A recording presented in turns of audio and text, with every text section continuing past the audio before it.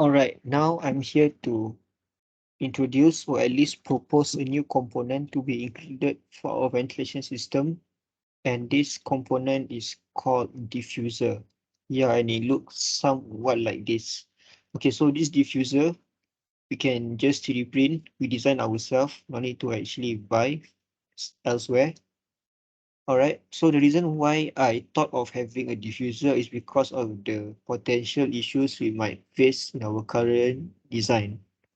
Okay, as we all know, our heat exchanger gap, we use a 3 mm gap, right, of our heat exchanger, and we use 50 plates. So the total height of our heat exchanger is 155 mm. However, our fan size is only 80 times 80 mm. So you can see from cross-sectional view, our heat exchanger size, cross-sectional area is 155 times 108.66. Okay, compared to our fan is only 80 times 80 mm. So yeah, the difference in size is quite huge. And what might happen is that the air which is blown by the fan might not end up passing through every single heat exchanger plate. What we actually want is that the air blown by the fan is to reach every single plate of the heat exchanger. And I feel that the only way to make it possible is by using a diffuser. Okay. So, all right. So how diffuser looks like in real life is something like this. Okay, something like this. And it's usually being used in the ceiling, you know, at the ceiling, at the duct, something like this, yeah. I'm sure every one of us have seen something like this at the ceiling. So the reason why it's designed like this is so that the air from the aircon, something like aircon or something like that, is distributed to as much area as possible. So this is the purpose of diffuser, to increase the area of the fan, area of the air blown by fan, you know. Yeah, so this is what I plan to incorporate for our design ventilation system. Okay. Yeah, so this is how the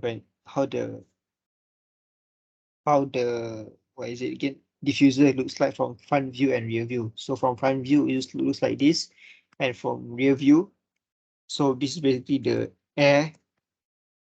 It will be like spread out lah. Yeah, it will be spread out like this.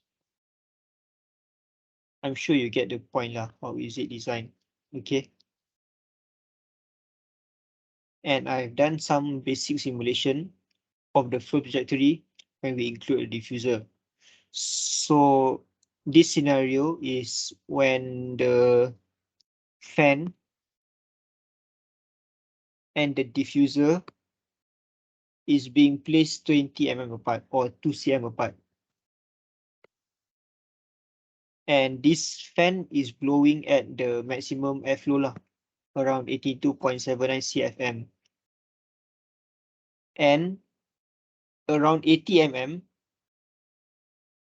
is where like the air reach every single boundary of the duct lah, meaning like the entire cross-sectional area of the duct is being covered by the air blown by the fan. I hope you get my point lah.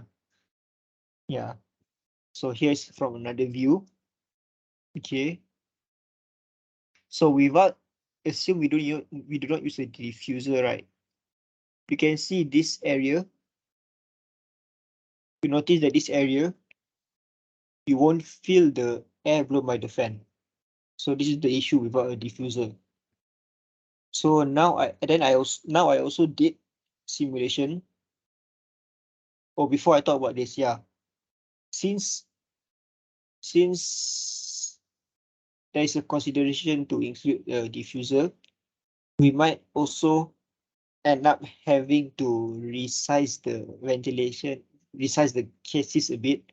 So yeah, initially the original length of our cases, not cases lah, this part is only 50 mm.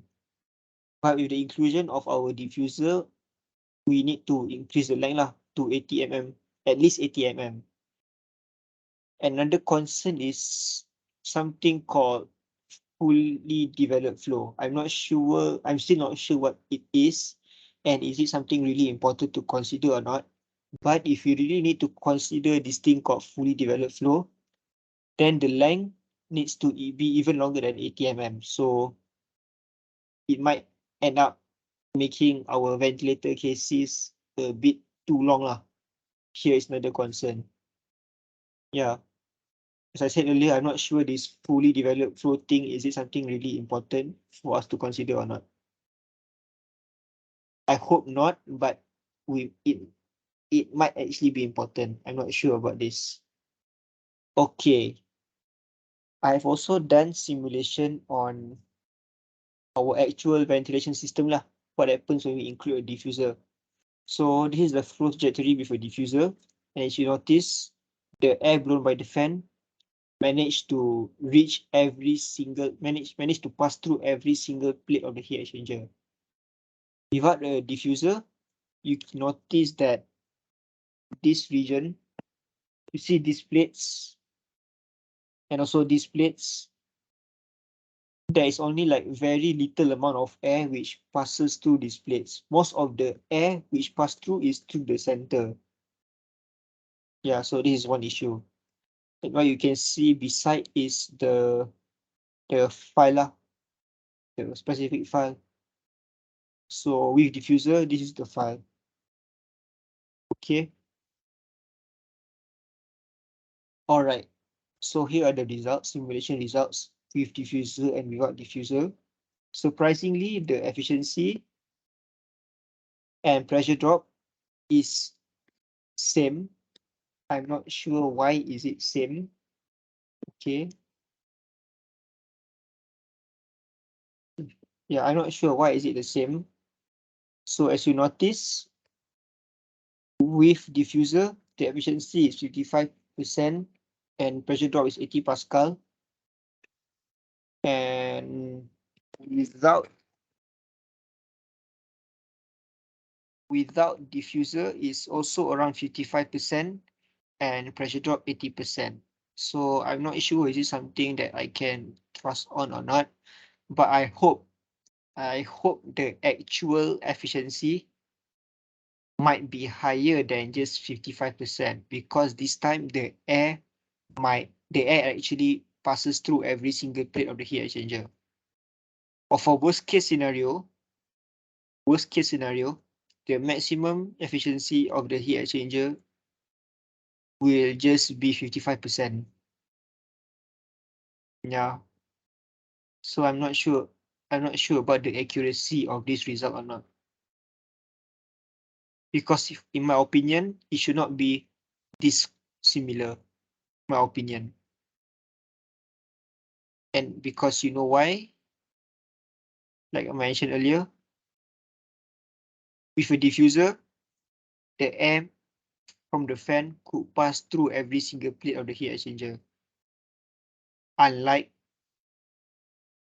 without including diffuser. So that's all from me. Okay. So my opinion, in conclusion lah, my opinion is we should include a diffuser for our ventilation system, and that comes at the cost of increasing the length of our ventilator by this much, from 50 mm to 80 mm. So what's your opinion on this lah? I want to know your opinion, whether you think it's necessary or not necessary for us to include a diffuser for our ventilation system. Okay, thank you for watching.